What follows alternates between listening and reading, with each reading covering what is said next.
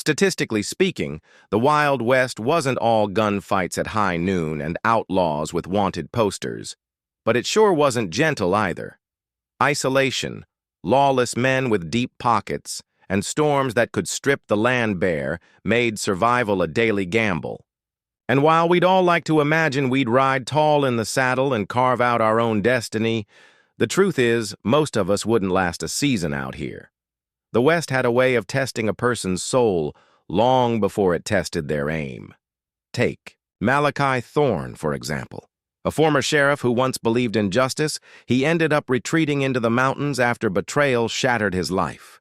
For 10 long years, he lived alone, swearing off people, swearing off love, swearing off every damn fool thing that could break a man twice. His cabin became a fortress against the world, his silence a shield against pain. But the Wild West doesn't. Let a man stay hidden forever. One stormy night when thunder cracked like gunfire across the valley, fate sent someone pounding at his door, a soaked bride, broken, breathless, and carrying the kind of trouble Malachi thought he'd buried years ago. Now here's the thing. In the Old West, you could ignore a stranger on your porch and keep your coffee hot, or you could open the door and change both your lives forever. Malachi chose the latter, and it dragged him straight into a showdown with one of the most dangerous men in the territory. So before we dive in, hit that subscribe button for the Sleepy Historian tonight, ring the bell so you don't miss the next ride, and leave a comment telling us, would you have let her in or walked away? Because this is the story of how a hermit rancher found himself standing between a runaway bride and a man who thought he owned everything. Malachi Thorne had spent a decade armoring his life against anything that looked like hope. 10 winters and 10 summers of ritual silence had made his ranch a fortress of habit. Coffee at first light, fence lines checked in a slow, thoughtful loop. The porch swept even when no one would notice. He'd sworn off company after betrayal had split his life cleanly into before and after. And he had come to believe solitude was not a wound, but a cure. Difficult, bracing, and absolute. Then thunder cracked over the valley like a rifle shot, and the wind dragged a sound across his porch that didn't belong to weather, half sob, half animal gasp, mug still warm in his palm. He pushed open the door to a slate-gray evening hammered thin by rain. She lay collapsed against his steps in a torn wedding gown, silk clinging like a second skin, lace shredded into ribbons that trailed across the boards like seaweed after a storm. For the space of one heartbeat, he thought the world had dragged, a body to his feet as a test of his faith in no one. Then he knelt, and the truth, the small, fogging breaths, struck him like a reprimand. Up close, he saw the most human things first, the twitch of a dream under her eyelid, the way mud had turned her veil the color of old smoke, the faint quiver of blue lips, trying, failing, to form words. Dark hair matted to her cheekbones framed a face that would have been merely beautiful if not for the story bruised into it. When he shifted the tattered lace at her wrist to check her pulse, he found finger-shaped marks, deep and mean, the kind a man leaves when he believes a woman belongs to him. The sight pulled a long, rusted lever in Malachi's mind. He'd worn a badge once. He'd learned to read violence the way other men read weather. He could have left her there. The storm would move on. The night would harden. He could return to his careful coffee and the simplicity of not knowing. But years ago, when a different woman had come to him for protection and the law had failed her, he'd learned there are moments that cut a man open from the inside if he turns his back on them. He slid his arms beneath the stranger and lifted. She was shockingly light despite the saturation, an armful of rain and shiver. Her head rolled against his shoulder. Beneath the porch lamp, he caught a full look at her, and something old and unwelcome stirred, that fragile ache that had once been called forever. Inside, the room received them with practical grace, fire stacked high, the big iron pot simmering, the smell of coffee stitched into the wood. He laid her on the couch he'd made into a companion these 10 lonely years and strung a line by the hearth, hanging the ruined dress to steam. Then he turned to the business of warmth, thick wool blanket, a clean shirt and trousers from a trunk. He hadn't opened since his wife had slammed the lid on them and walked away into somebody else's future. When he finally let himself sit, he did it by the window, at the distance of a man who knows his own weaknesses. He watched the rise and fall of her breath, the firelight painting the hollows of her cheeks. He told himself he was guarding his home. In truth, he was guarding the perimeter of his own heart. 3 hours later, her eyes opened, green, startled, intelligent. She snapped upright, knuckles white in the blanket's fold, scanning walls and windows and door frames like a hunted thing. He didn't move. "Easy," he said, voice sanded by years of disuse. "You're safe." The word landed in the room like a foreign coin. She tasted it, distrusted it. "Where am I?" "My ranch. Middle of nowhere. Which, if I'm any judge, is where you were aiming." He tipped his chin toward the fireplace where silk steamed like a ghost. "Dress was soaked. You'd have frozen." He told her his name, Malachi Thorne. 10 years alone. He did not tell her about the day the church bells had rung for him, and the vows had turned to ash before he could speak them. She told him nothing, only held the blanket tighter and asked the question the world had taught her to ask. "What do you want?" "Nothing," he said, and to his surprise, heard himself mean it. "When the storm clears, you go where you intended. But storms end. Men don't." She touched her bruised wrist like a confession and said, small and fierce, "I can't leave. He'll find me." The old lever in Malachi's mind ratcheted another notch. "Who?"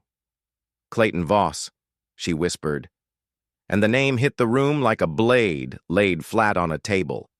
Malachi had cleaned up Clayton's invisible crimes for years, beatings called misunderstandings, missing girls called runaways. The fire popped. A new weather moved through Malachi's bones. Outside, thunder faded. Inside, he made a quiet promise he hadn't meant to make. If the storm had delivered her, it had also delivered a reckoning.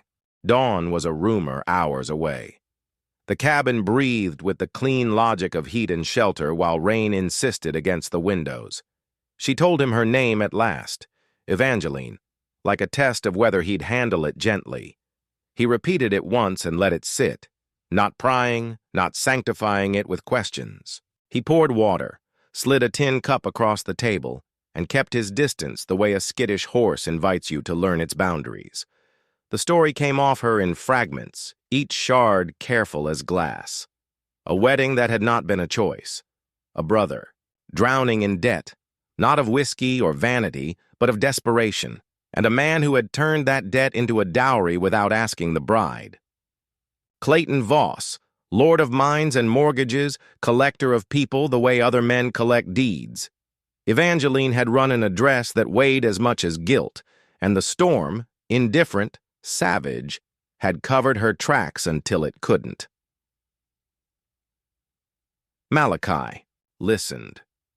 He didn't offer disbelief or easy comfort. He carried the quiet the way a good lawman carries a lantern, high enough to see, low enough not to blind. When she asked again what he wanted, he gave her the same answer, nothing, and watched the way it failed to fit in her world. Kindness, she'd learned, always came with an invoice. Maybe tonight she'd learned that sometimes it came with a ledger, older than the both of them. She tried to stand, went pale, sat again. "I should go. If he finds me here, he'll hurt you." Malachi almost smiled at the arrogance of fear. "Ma'am," he said, more gently than the words, "trouble has had my address for a long time." He rose and crossed to the locked cabinet every intention of his exile had meant to keep closed forever. The rifle inside was oiled, the action clean. He'd told himself he'd kept it in case of wolves. Now he chambered around with the grace of a habit he hadn't forgotten and admitted the truth. He'd kept it because there are some tasks the world refuses to outsource to hope. Then it came. A sound no weather makes. Hoofbeats, far off at first, braided into the rain like a second rhythm. Evangeline froze. Her ear tilted to it as a hunted creature learns to rank threats by their footsteps. 4, she said. Maybe 5. Malachi reached the window, became still in the way men become still when stillness is the only thing that prevents a shot from going wide. Voss doesn't travel light when he's collecting, she added, her voice collapsing toward a whisper that still found its edge. If you tell him I'm not here, he'll search anyway. If you threaten him, he'll shoot you and call it a sorrow. He thought of the river that had given up Sarah Mitchell's body 3 years ago, water beating on a throat that had not drowned. He thought of the sheriff who'd discovered a taste for new furnishings and selective blindness. He thought of how many times he'd called in favors and found the line dead. No one else was coming, he realized, unless he drew the line so brightly the dark had to retreat. He moved to the door. She reached for him, blanket slipping at her shoulder. Please, she said, let me go. I can give myself back to him, and buy your peace.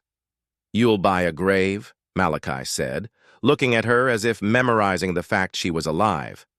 And I don't trade in graves. He rested his forehead against the frame for a breath that felt like 10 years cracking, then eased the door open into wet darkness. The riders held like silhouettes on the edge of his land. 4, 5, the number no longer mattered. The one at the center wore a hat the rain respected and a coat that had learned how to shrug weather off. Clayton Voss sat a horse like he sat. A bank, as though both were extensions of his spine. Mr. Thorne, he called, voice as smooth as the inside of a scabbard. Apologies for the hour. I'm looking for my bride. Malachi answered with the plainsman's neutral tone. Haven't seen her. Clayton's smile thinned. Of course. You won't mind if my men take a look? For her safety. A scarred rider sloshed toward the porch, boots leaking muck onto the steps Malachi swept every morning out of reflex and respect. No, Malachi said. Not loud, but in the register where men who mean it lace their words with iron. Clayton's eyes went still. You misunderstand. I don't ask. Then we've both come poorly prepared, Malachi replied, shifting the rifle where inevitability could see it. The scarred man took one step too many, and the world narrowed to the distance between a daring boot and a line Malachi had drawn when he lifted the girl from his porch. Evangeline, behind the wall, pressed her palm to the wood, feeling the grain, the thrum of rain, the old ranch breathing. Don't, she mouthed to a man who couldn't see her and who wouldn't have obeyed if he could. Clayton tried a different weapon, shame. He unholstered Malachi's past by speaking it aloud. Copper Creek, a betrayed husband, the sheriff who went hermit after learning justice costs more than he could pay. The words landed with surgical cruelty. Malachi let them pass through, found. His balance in the one thing Clayton had misjudged. The kind of man who survives being broken does not fear the sound of cracking. Something shifted then, a hinge somewhere in the hills. A single horse approached fast from town, the rider young, the badge on his vest catching what little light the storm would allow. Mr. Voss, the deputy called, rain silvering the air. Sheriff needs you at Blackwood Mine. Urgent. Clayton weighed power like a coin in his palm, then pocketed it for later.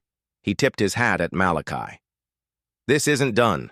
Malachi's reply was a sentence without commas. She doesn't belong to you. When they rode away, the ranch's silence returned, thinner, flexed. Malachi stood in the door and let the rain wash the heat out of his skin. He had invited a war to his porch and discovered he would not be sending regrets. When the last hoofbeat dissolved, the cabin exhaled. Malachi set the rifle down and banked the fire as if ordinary chores could reassert the old order. Evangeline, pale but steady, stepped from her hiding place with the look of someone measuring the cost of another's courage on her own ledger. "You should have let him take me," she said. Not to wound him, but to save him in the only language she thought the world understood. Transaction. "Like hell," Malachi said, adding a log, because light was the one weapon the dark hates. "I know the man Clayton is, and I know what he does to women he can't bend." She studied his face as the fire painted its patient grammar across his scars. "You have history with him, not the kind he remembers." Malachi's voice got quieter, stronger. 3 years ago, a girl came to me, Sarah Mitchell. She said Clayton meant to fix her father's debts with a ring she didn't want. I promised the law would hold. A week later, I fished her from the river. The sheriff misplaced the evidence and found himself a bigger house. The room adjusted to the new name like a spine straightening. Evangeline wrapped the blanket tighter and squared toward the man who had chosen to stand at her side before he knew if she deserved it. "I won't let you gamble your life for me," she said. "If I return, he may spare you. And if you return, I'll be sweeping this porch every morning and asking myself what the wind does with the names of women it takes." He put another cup under her hand and turned to the window. "We buy time. We use it." Time arrived on foot. A knock, tentative, not Clayton's polished cruelty, this one laced with apology and the stiff courage of someone arriving at his convictions late but decisively. "Mr. Thorne," a young voice called. "Deputy Morrison." "I'm alone." Malachi slid to the side of the door, rifle angled, and peered through the rippled glass. Rain made a veil of the deputy's hat brim. He looked like a man who still believed that wearing a badge might make him deserve it. "What do you want?" Malachi asked without malice. "To help," Morrison said, and did not flinch at the silence that followed. Inside, Evangeline stood, ready to run, ready to argue. Malachi opened the door. The deputy crossed the threshold like a parishioner entering a church he'd been warned about. "Ma'am," Morrison said, hat in hand, "what happened at the church wasn't right." "What happened?" Malachi asked. "Because facts are bridges. Men can walk across." "Her brother, Tommy, tried to stop the wedding," Morrison said, shame pinching his words. "Clayton had him beaten and locked up. He's alive. Not well. There are sentences that rearrange a room. This one did." Evangeline's hand went to her mouth and then settled into a fist. Clayton had built himself a system. Money for men, men for power. Power for silence, family as collateral. "Why are you telling us this?" Malachi asked. Morrison reached into his coat and brought out a different medal than the one on his vest. A federal marshal's star, its shape clean and unsentimental.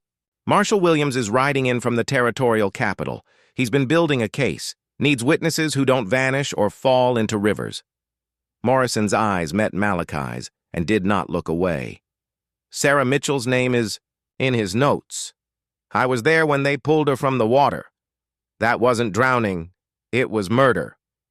"Can you prove it?" Malachi asked. "Because hope without evidence is a drug Clayton sells cheaper than whiskey." "In court?" Morrison's jaw tightened. "Maybe not yet. In my bones, yes." "The marshal thinks Evangeline's testimony, paired with what I know, can break Clayton's circle.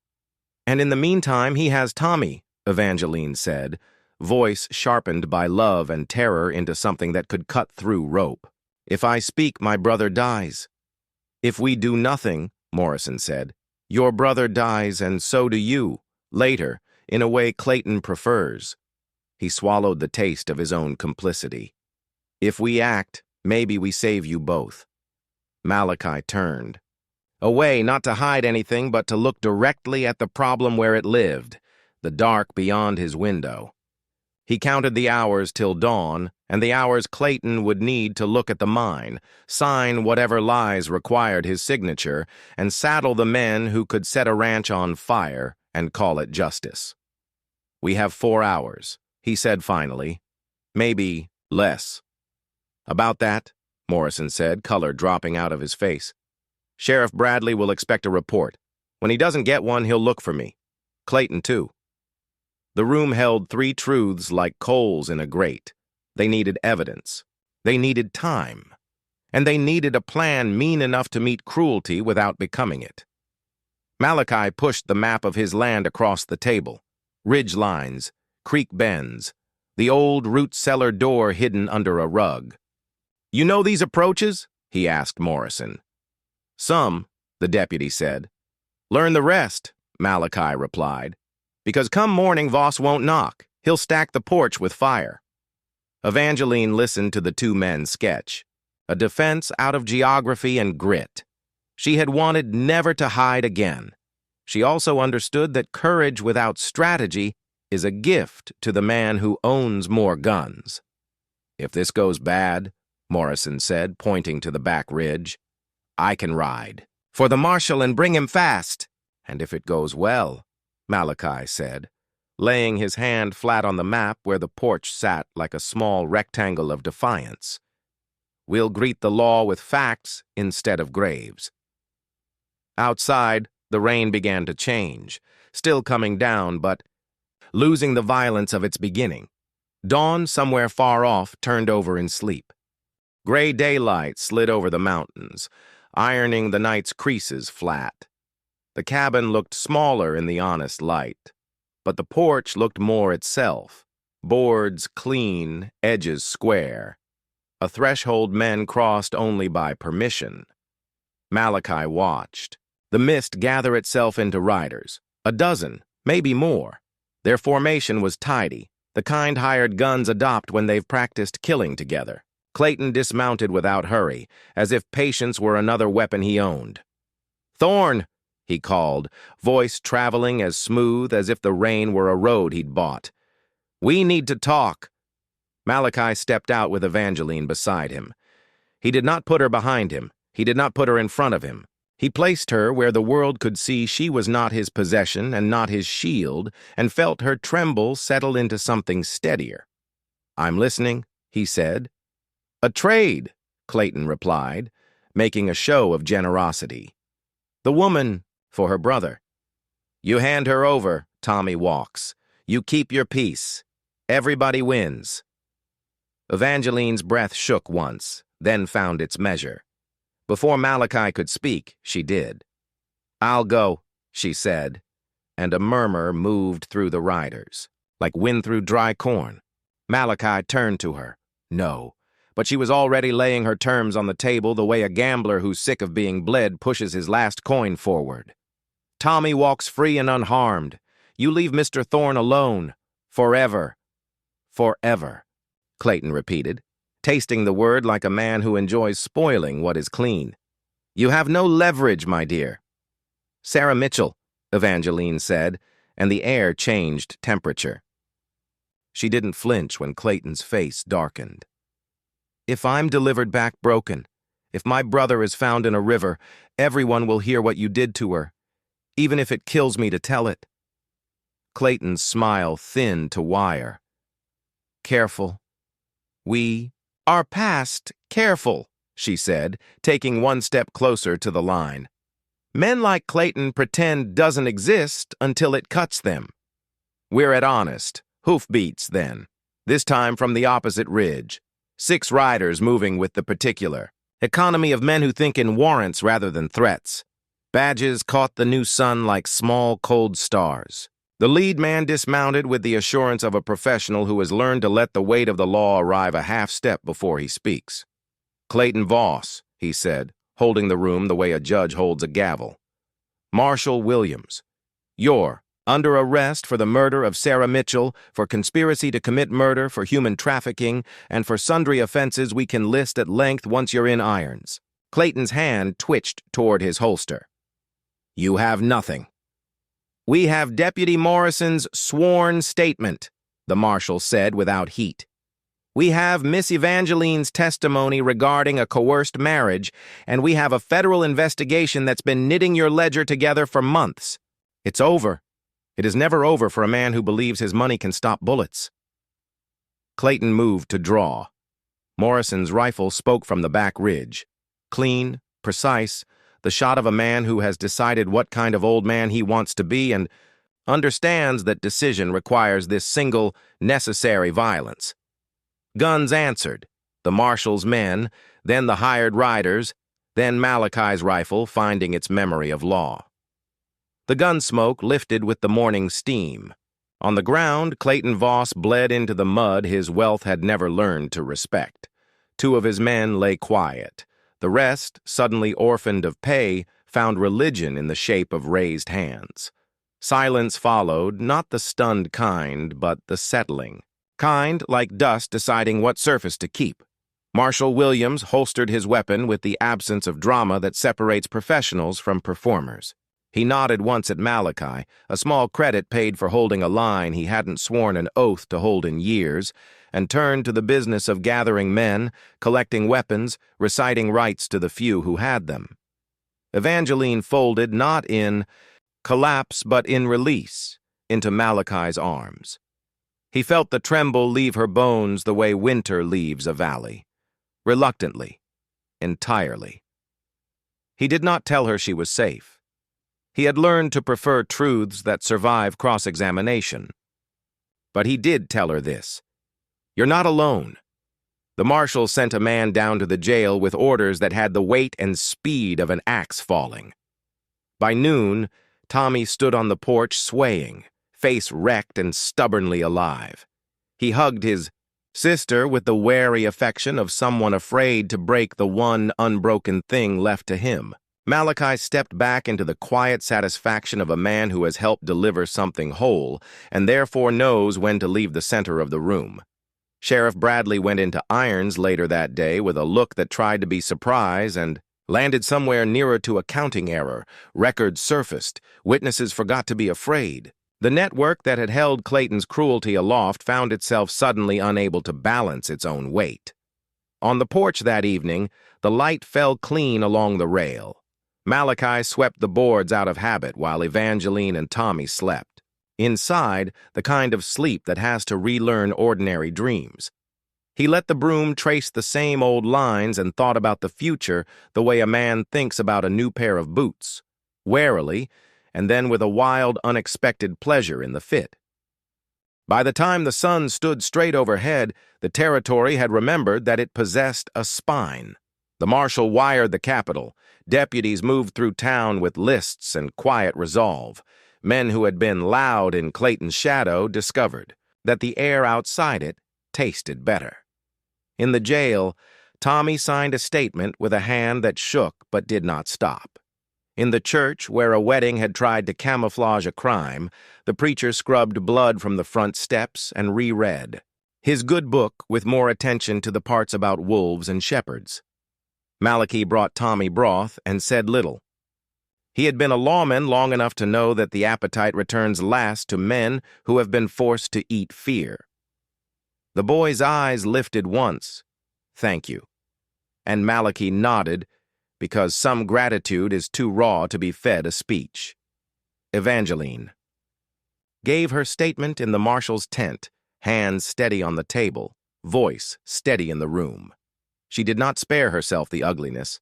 She did not spare Clayton the dignity he had weaponized. She told it as if the telling could both rescue her brother and lay flowers on Sarah Mitchell's grave.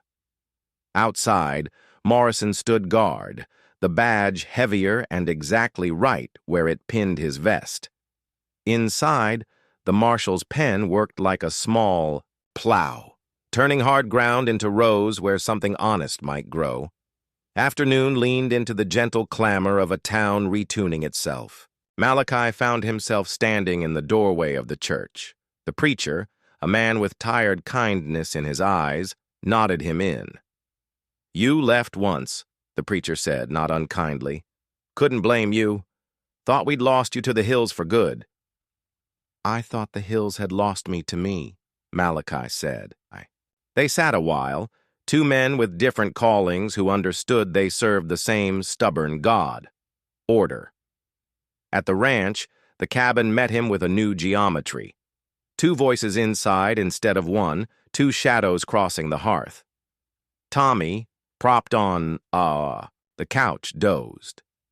Evangeline stood by the window as if learning how to look out and not flinch. "He's really gone," she said, not a question. "Men like that build empires with rotating doors," Malachi said. "But sometimes the door slams, sometimes it stays shut."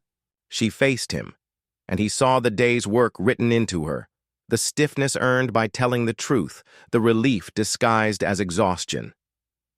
"You put your life between me and a monster," she said, the words simple and exact. "No one's done that since my father died. I did what the badge taught me before the world taught me how thin the badge could be," he replied. "And what my porch taught me last night when you hit it like a prayer with legs." Night brought a quiet. Rain, the kind that spends itself politely across a roof. They ate stew at the table like people do who intend to do it again. Tommy woke enough to make a joke about broth that wouldn't meet a man halfway. Evangeline laughed, a small, unpracticed laugh that startled all three of them by how good it sounded. Malachi felt the room acquire weight in a new way, the weight of ordinary life returning. He did not reach for it. He let it come to him like a horse that decides on its own to trust your hand. Later, when the fire had settled into a low glow and Tommy snored with the honest gracelessness of a man healing, Malachi and Evangeline stood on the porch. The mountains had shed their danger for distance. The air smelled of wet pine and the kind of clean that leaves even old wounds quietly ashamed of themselves.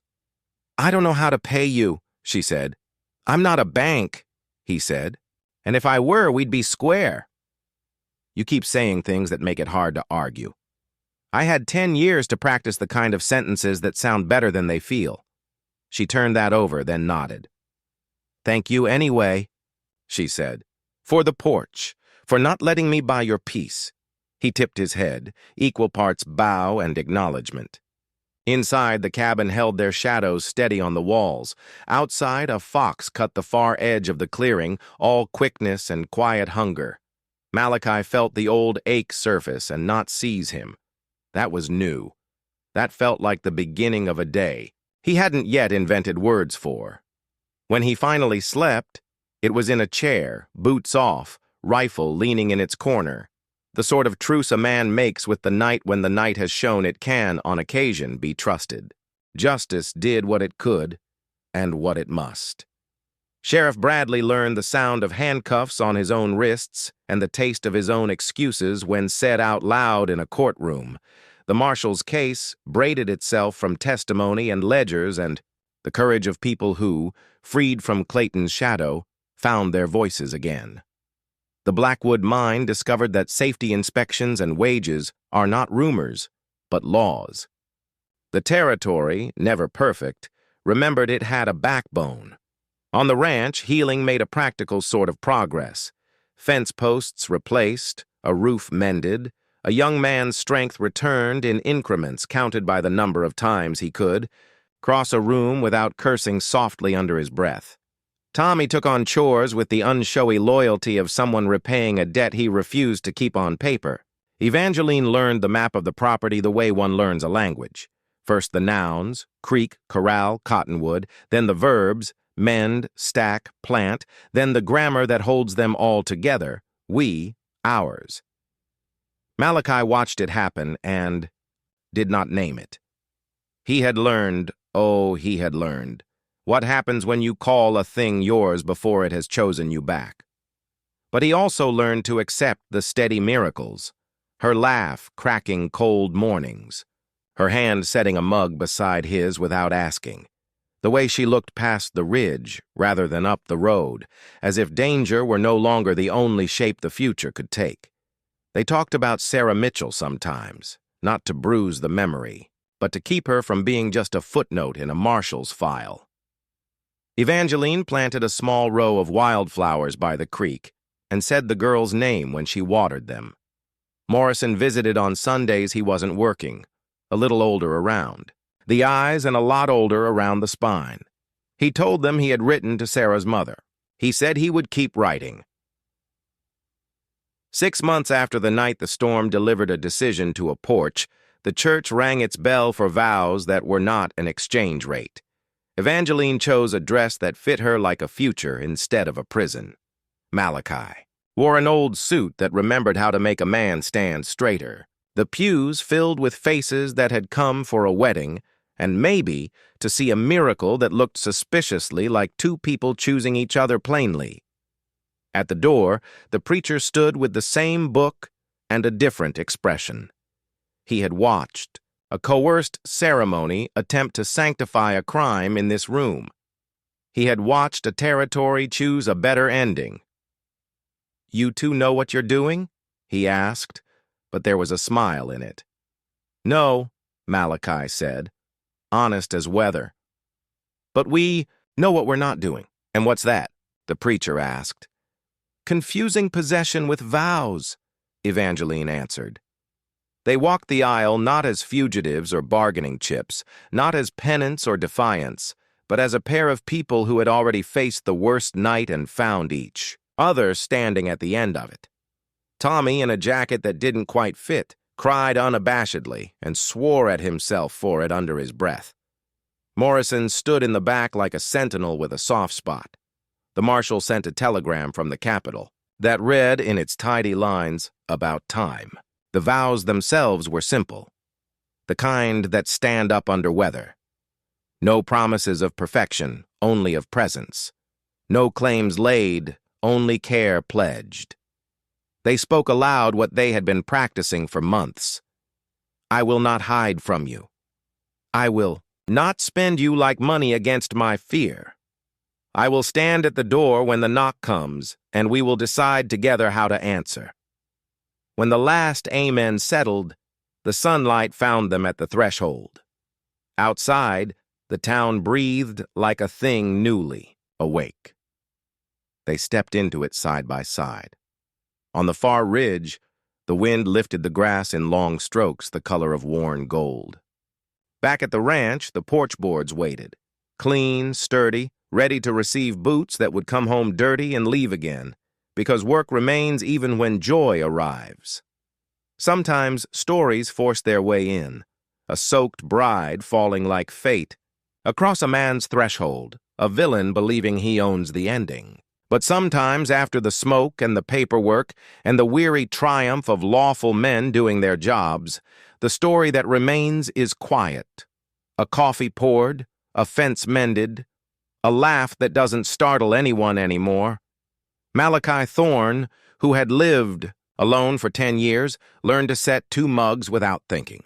Evangeline, who had run until the world blurred, discovered what it felt like to stop and not be caught. If you need a moral, as if the prairie ever bothers with those, try this one. Love is not the opposite of danger. It is the courage that makes danger answer to something larger. On a certain porch, under a certain sky, that courage found a place to live. And when the wind came back, as wind always does, it found the door barred not by fear, but by 2 people who had decided, simply, fiercely, to keep it closed together.